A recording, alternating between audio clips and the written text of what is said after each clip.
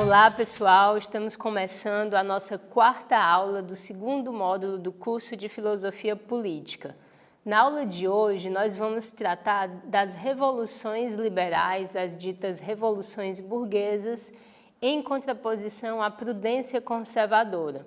Nós vamos ver alguns aspectos originais e diferentes entre a Revolução Americana e a Revolução Francesa, e vamos estudar também o momento em que houve uma certa divisão, uma cisão entre duas tradicionais correntes do liberalismo.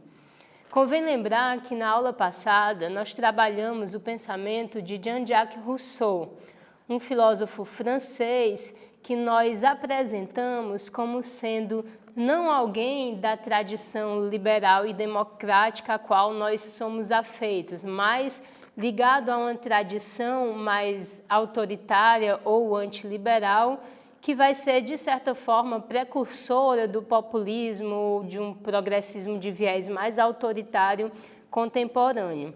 É interessante fazer essa notificação porque nós necessitamos resgatar essa nossa tradição liberal clássica, e eu vou mostrar para vocês na aula de hoje que existe, na verdade, várias correntes liberais. O liberalismo, ele não é algo homogêneo, mas ele é algo muito mais complexo e que, de certa forma, pode ser relacionado aos próprios tipos de iluminismo que se viram de base a cada um desses tipos de liberalismo. Por exemplo, você tem o iluminismo francês, que foi o referencial teórico a partir do qual se deu a Revolução Francesa e o liberalismo continental.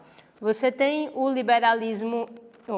iluminismo escocês ou iluminismo britânico, que serve de base ao pensamento do liberalismo clássico. E você tem também o Aufklärung, o iluminismo alemão, que serve de base também a um outro tipo de liberalismo, que é aquele que tem a influência de Kant e de outros teóricos. Então, como nós podemos ver, existe uma gama de pensadores que, obviamente, não são idênticos, não são homogêneos, mas que estão dentro dessa tradição liberal, no sentido de se contraporem a um reacionarismo, de se contraporem a um absolutismo, de se contraporem a um totalitarismo do Estado, né? Então, cada uma dessas correntes tem alguma, digamos assim, identificação no sentido de ser afeito a uma liberdade de expressão, a uma liberdade de imprensa, mas existe uma peculiaridade em cada um desses liberalismos que nós vamos tratar. E é a partir dessa distinção, principalmente entre o liberalismo clássico e o liberalismo continental, que a gente vai apresentar as distinções entre a Revolução Francesa e a Revolução Americana, mostrando que a crítica à Revolução Francesa, que foi apresentada por um pensador chamado Edmund Burke, ela proporciona uma maior clareza a respeito da distinção entre essas duas formas de liberalismo. Então, o Edmund Burke, ao escrever a sua obra chamada Reflexões sobre a Revolução em França, ele acaba trazendo à tona uma crítica ao racionalismo iluminista, ao pressuposto de um radicalismo, né, inerente ali ao movimento francês, e isso faz com que ele seja considerado por alguns como o pai do conservadorismo moderno, e a partir daí você tem uma linha que é a linha do liberal-conservadorismo. Então, essa linha do liberal-conservadorismo, que tem essa filiação no Edmund Burke, ela é aquela linha que nos coloca em contato com a tradição, que nos remete aos gregos, que nos remete a toda uma tradição de direito e de liberdade que foi legada dentro do pensamento do desenvolvimento da história ocidental. Então, a distinção entre o liberalismo clássico e o liberalismo francês, ela diz respeito também à tradição filosófica que subjaz a esse tipo de pensamento. O iluminismo francês, ele é muito centrado no apelo à razão, numa ideia de racionalidade, de certa forma, uma arrogância da razão, uma pretensão da razão, ou seja, um racionalismo exacerbado. Enquanto que o iluminismo escocês ou o iluminismo britânico, ele é mais centrado numa perspectiva empirista. Você tem ali na modernidade essas duas correntes filosóficas, o empirismo e o racionalismo, que têm visões, de certa forma, distintas a respeito do papel da razão, da força da razão na conduta do indivíduo e também o papel da razão no âmbito da sociedade. Ora, o pensamento francês moderno, ele é fortemente influenciado pelo René Descartes, pelo cartesianismo, né? Pelo racionalismo cartesiano. René Descartes foi um grande filósofo, sem dúvida, contribuições das mais importantes para o movimento filosófico. No entanto, é necessário considerar que havia ali em Descartes uma pretensão de reformular o saber, ou melhor, de refundar o saber a partir da própria racionalidade, a partir do próprio sujeito, a despeito de toda a tradição. Se vocês pegarem uma obra, por exemplo, como as Meditações, o que está sendo proposto ali é um novo saber, uma nova certeza indubitável a partir da qual se refundaria todos os outros saberes. Claro que isso tem mais a ver com o âmbito epistêmico, com o âmbito da teoria do conhecimento. Não obstante, essa pretensão de que através da razão eu consigo reformular e construir todo um edifício teórico, ela acaba sendo transposta para uma pretensão de você recriar, remodelar toda uma sociedade baseada nesse apelo da racionalidade. Então, o projeto iluminista francês, de certo modo, né, em um certo sentido, ele detém essa pretensão de reconfigurar, de renovar de um modo absoluto e radical a sociedade. O que significa isso? Significa que há, então, uma mentalidade revolucionária, já que a mentalidade revolucionária, ela se dá justamente por essa pretensão do absolutamente novo, a despeito das tradições, a despeito da experiência humana, a despeito dos costumes, né? A despeito das instituições. Então, essa é uma diferença significativa entre as duas vertentes de iluminismo. Por quê? Porque o iluminismo escocês, né, que é muito influenciado, por exemplo, pelo filósofo David Hume, ele é baseado numa perspectiva empirista. O empirismo é uma visão filosófica que entende a razão não como algo menor no ser humano, mas como algo que tem os seus limites. Então, o empirismo, ele é voltado para a experiência. Se vocês tomarem, então, o pensamento do David Hume como sendo central, né, nesse iluminismo de viés britânico, vocês entenderão uma relação aí muito forte com a experiência, com o hábito, com os costumes. Então, do ponto de vista epistemológico, o Hume ele se coloca como um ceticismo mitigado. Ele é cético, mas não um cético radical. Ele simplesmente não tem aquela crença na razão de um modo absoluto. Ele apresenta, por exemplo, as paixões humanas, ele apresenta o hábito como sendo um grande motor da ação humana. Ora, isso pensado no âmbito da sociedade, no âmbito da compreensão da ordem social, vai nos dar um certo respeito por aquilo que nos foi legado pela tradição. Por quê? Porque aquilo que se forjou enquanto uma instituição, aquilo foi testado pelo tempo. Se foi testado pelo tempo e de certa forma funciona, é muita pretensão, de certa forma uma arrogância, eu achar que eu posso fazer tábula rasa daquilo que nos foi legado pela tradição para construir a partir daí algo absolutamente novo. Então, vocês já podem perceber que há uma diferença em relação ao respeito à experiência humana, ao que a história nos legou. Então, o homem ele é pensado dentro da história como tendo construído determinadas instituições, determinados valores que precisam ser respeitados. Uma noção fundamental do pensamento iluminista escocês é a compreensão da ordem social como sendo uma ordem espontânea. Na verdade, essa forma de compreender a ordem social, ela já nos coloca em dois paradigmas políticos diferentes. Se nós aceitarmos a diferença estabelecida pelo pensador da teoria das ideias Philippe Nemo, ele vai nos dizer que o pensamento mais à direita, ele entende a ordem social como algo quase imutável, como algo que não estaria muito propício ao progresso.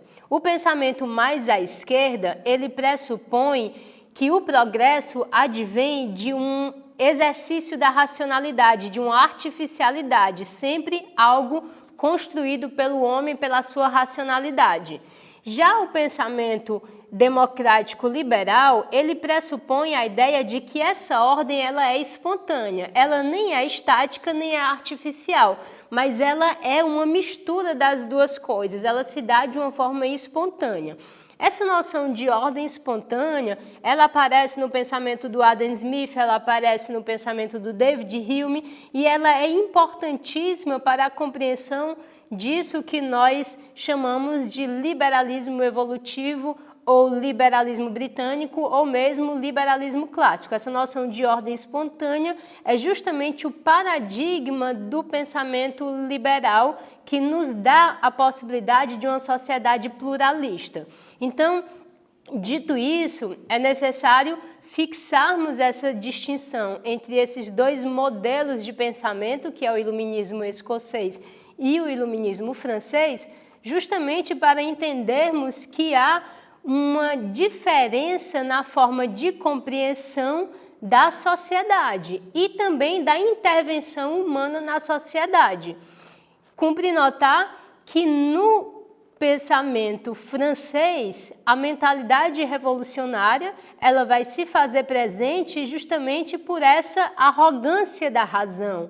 A ideia de uma engenharia social, a ideia de uma artificialidade, de você poder forçar uma mudança na sociedade de uma maneira radical, de uma maneira abrupta, construindo aquilo que seria absolutamente novo.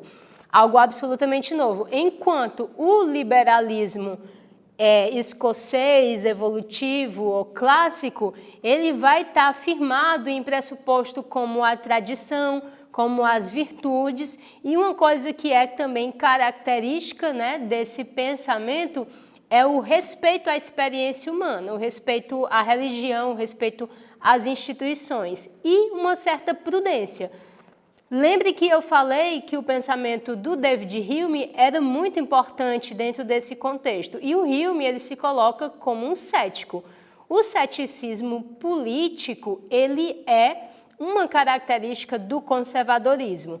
Então, se vocês perguntarem qual é uma característica importante do conservadorismo político, é o ceticismo, a prudência. Daí o título da nossa aula, As Revoluções Liberais e a Prudência Conservadora. O que nós vamos analisar a partir de agora, como eu já falei no início na nossa introdução, é justamente como a prudência de um determinado pensador, no caso o Edmund Burke, se coloca frente ao radicalismo francês.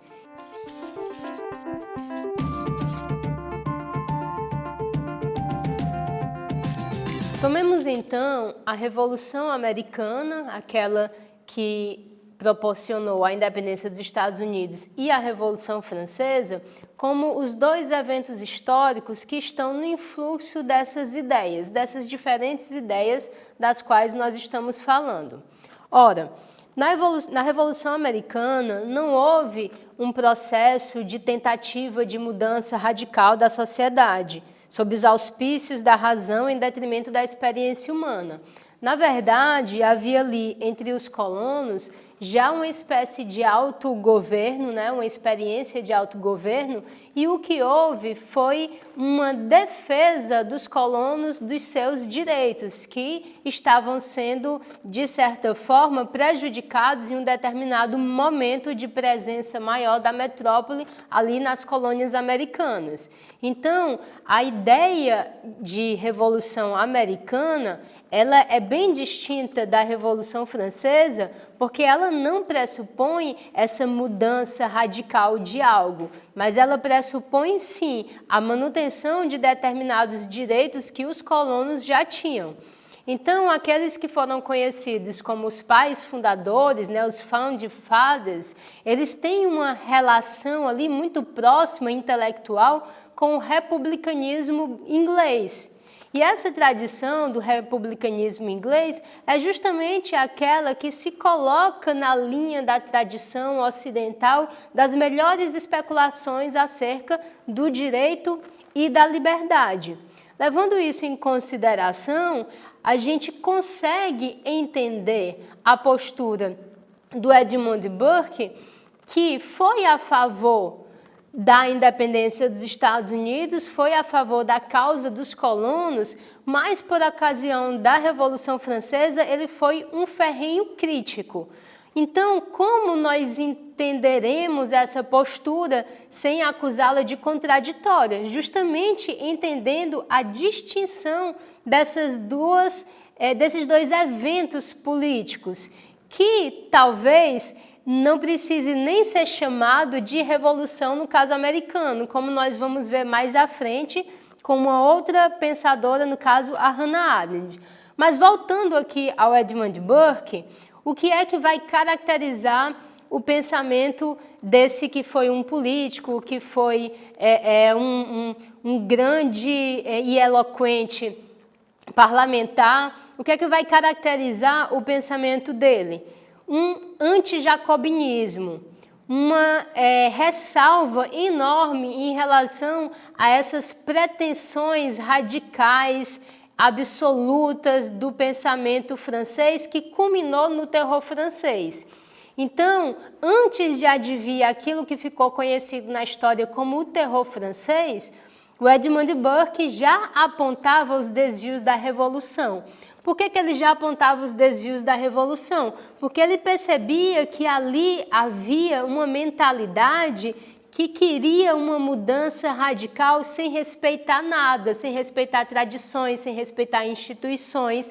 E essa arrogância da razão, né, de querer reconstruir tudo, reconfigurar tudo, tirar a religião para endeusar a razão. E a gente sabe que foi efetivamente isso que aconteceu, né? O culto à deusa razão. Você modificou o calendário, você teve aí o terror francês, e é justamente contra esse radicalismo que a obra chamada Reflexões sobre a Revolução em França aponta.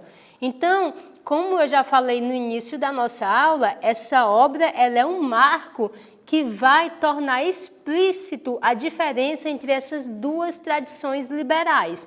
O liberalismo francês, influenciado pelas ideias racionalistas exacerbadas e pelas ideias russonianas, que nós já falamos, e, do outro lado, aquela tradição liberal clássica, mais afeita à tradição, mais afeita à ideia de uma ordem espontânea, mais fincada no empirismo, sob a influência do David Hume. Então, a partir do David Hume, fica muito mais claro esses dois tipos de liberalismo. Então, você vai ter um liberal conservadorismo, que vai estar mais ligado à tradição, e você vai ter uma espécie de liberalismo radical, que atualmente nós nem consideramos assim. Então, se você pega um livro do Antônio Paim, né, História do Pensamento Liberal, ele vai nos dizer que a palavra correta para se referir a essa tradição francesa, na verdade, é democratismo e não liberalismo, justamente pela necessidade de nós separarmos esse movimento que vem da linhagem do Rousseau, da linha de pensamento liberal. Porque as noções do Rousseau, como nós já apresentamos na aula passada, são noções incompatíveis com esse âmbito do liberalismo. A noção de vontade geral, a forma como ele compreende o Estado, né? Então, a gente viu vários elementos antiliberais e antidemocráticos do pensamento do Rousseau. E para fazer essa distinção, a gente dá então o nome de democratismo a essa linha e se refere a outra linha como a linha do liberalismo clássico. Bom, o Edmund Burke, que é o filósofo do qual nós estamos falando agora, ele é considerado o pai do conservadorismo moderno. Então, hoje em dia se fala mais em conservadorismo, é uma coisa que está voltando à reflexão, ao pensamento social. Então, o que é que significa o conservadorismo político, né? Não é exatamente o tema dessa aula, mas nós podemos rapidamente delimitar algumas características, como, por exemplo, o ceticismo, a prudência, o respeito aos valores, o respeito às tradições. Então, uma mentalidade antirrevolucionária, né? Isso é um aspecto muito importante. Então, são perspectivas que são incompatíveis com o radicalismo, com o imediatismo. É algo que entende o progresso humano como algo que se dá de uma maneira mais tranquila, de uma maneira mais parcimoniosa, através de reformas e não através de radicalismos, né? Então, essa é a mentalidade do conservadorismo, que é a mentalidade do Edmund Burke, que se mostra como algo completamente oposto à mentalidade revolucionária. Eu gostaria, então, agora de fazer uma citação de um dos nossos conservadores, para a gente voltar aqui para o Brasil, né? O Visconde de Cairu. Por que eu vou fazer essa citação para vocês do Visconde de Cairu? Porque essa citação ela está justamente no extrato, na seleção de textos que o Visconde de Cairu fez da obra do Edmund Burke. Então, nós tivemos esse momento aí na nossa história, onde um conservador brasileiro tentou apresentar as reflexões do Edmund Burke para, de certa forma, trazer esse conservadorismo aqui para o Brasil, né? Então, vou fazer essa citação aqui, que é uma citação que diz respeito a essa questão da revolução, né? Como é que um pensador conservador, tal o Edmund Burke, tal o Visconde de Cairu, vai entender a revolução? Ele diz o seguinte: as revoluções são como os terremotos. Tudo arruinam e nada reparam. A sociedade civil, depois de convulsões políticas, sempre torna a compor-se de ricos e pobres, nobres e plebeus, bons e maus, quem manda e quem obedece. A cena será renovada e unicamente mudarão os atores. Só a doce influência da verdadeira religião e o progresso da cultura do espírito podem diminuir erros e vícios dos homens e fazer durar e florescer os impérios. Mas perfeição ideal é de absoluta impossibilidade. Que se ganha em revoluções? As ambições desordenadas se desenfreiam. É preciso confiar a força pública de novas mãos e concentrá-las nas de poucos ou de alguns para se resistir aos inimigos internos e externos. Eis organizada a oligarquia, que logo finda em ditadura e tirania. Tal é o desfecho das revoluções antigas e modernas, e em algumas o despotismo se firmou para sempre. Então, esse trecho, ele é muito paradigmático do que um conservador pensa a respeito das revoluções. A revolução, ela acaba concentrando o poder na mão dos revolucionários, que não deixam de ser, então, a nova oligarquia, né? Que acaba descambando em uma ditadura, em uma tirania, que foi exatamente o que aconteceu em todas as revoluções e na Revolução Francesa, especificamente, da qual nós estamos falando. Nós vamos, então, apresentar a reflexão de uma pensadora contemporânea. Vamos sair um pouco desse período em que estávamos, né, na modernidade, e vamos tomar de empréstimo o pensamento da Hannah Arendt, que é uma pensadora contemporânea. Por quê? Porque, de certa forma, ela ressoa alguns elementos da teoria burkeana. Ela faz uma crítica ao radicalismo da Revolução Francesa, e é interessante nós vermos essa crítica que ela faz, até porque a Hannah Arendt ela é uma filósofa que dificilmente pode ser subjugada a uma determinada linha de postura política, à esquerda ou à direita, né? É uma pensadora muito rica, né? Muito complexa, e que nos apresenta alguns elementos interessantes, a começar pela pesquisa etimológica acerca do conceito de revolução, né?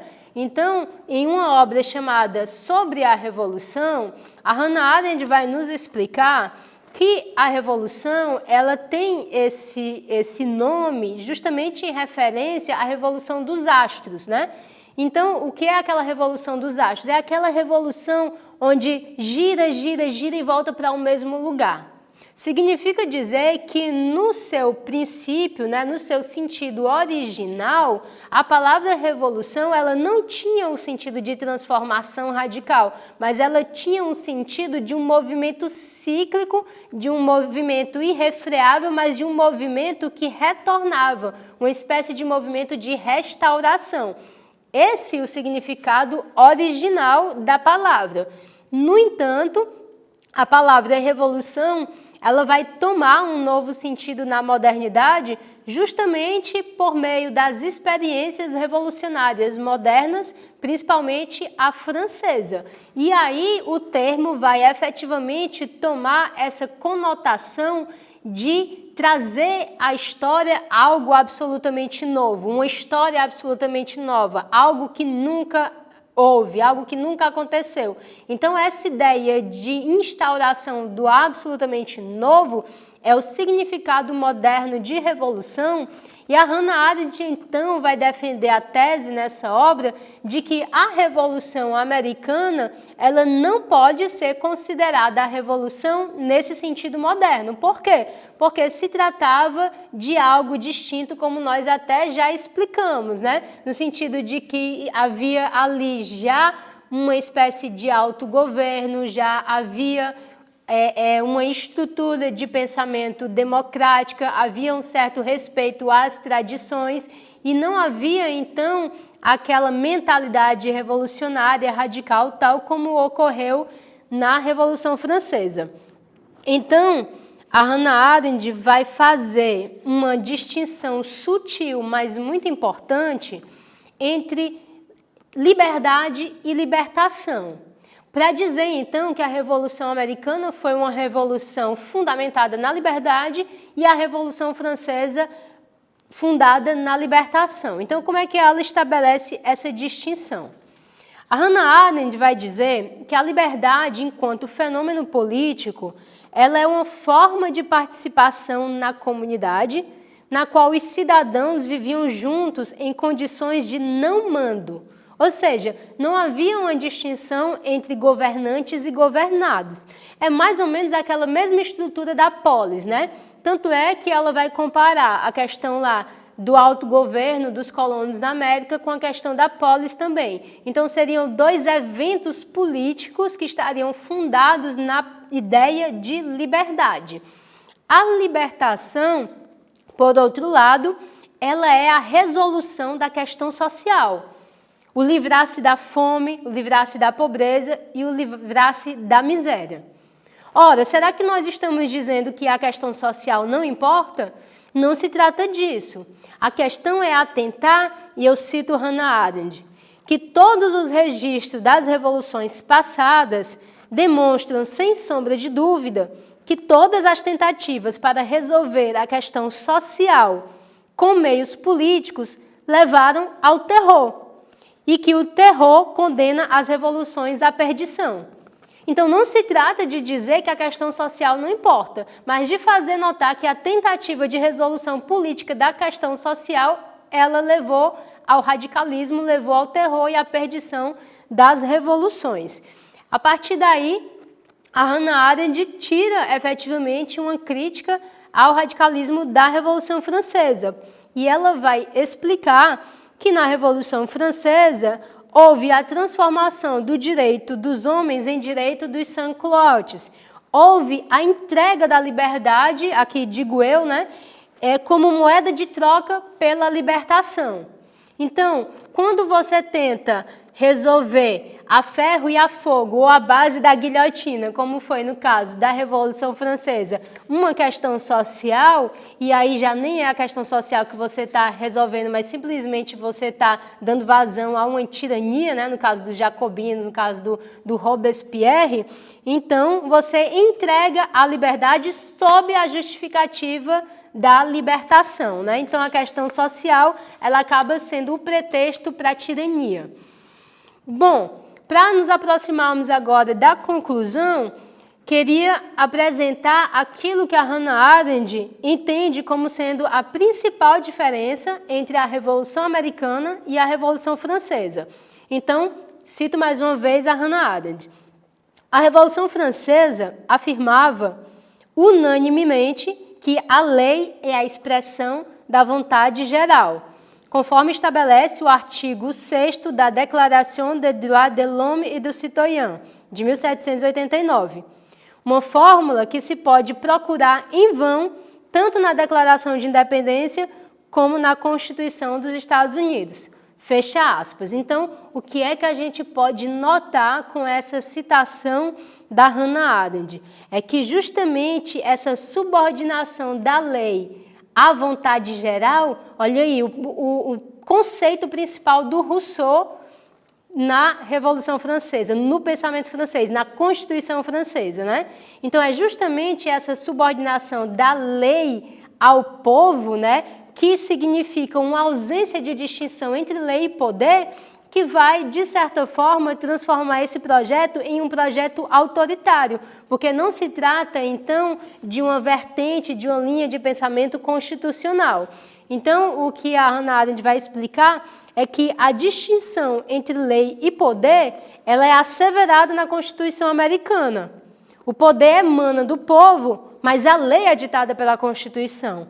Já no caso francês, sob o influxo das ideias russonianas, a lei é a vontade do povo ou a vontade do povo é a lei. Então, nós estamos aí, como vocês podem verificar, corroborando a nossa tese até da aula passada, de que o pensamento do Rousseau, ele é o precursor de um populismo contemporâneo. Então, um pensamento de uma índole autoritária e antidemocrática que nós, então, separamos dessa tradição liberal democrática. Na próxima aula, então, na verdade, no próximo módulo, nós apresentaremos alguns pensadores da tradição liberal. E aí, já feita essa distinção, essa análise, já separando o joio do trigo, nós iremos falar, então, dos grandes liberais, como John Locke, como Tocqueville, Adam Smith, até chegar na escola austríaca, no Hayek. Então, o nosso próximo módulo, eu convido vocês a assistirem, ele vai ser totalmente dedicado ao pensamento liberal.